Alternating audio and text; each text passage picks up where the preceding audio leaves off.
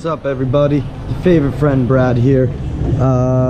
Estoy aquí in Bocas del Toro, Panama, and I got some exciting news to share with everybody.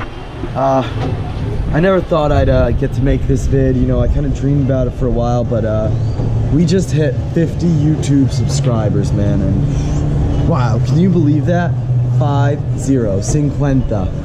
And I just wanna thank all you guys for just being around for the ride. And you know, I never thought we'd get this high. You know, when we were stuck at 8 and then 12 people were like, you know, you'll never grow, you'll never hit 20 followers, 20 fans. And honestly, it's because of y'all. It's because y'all just believing in the product, and you know, just together, the Brad fans.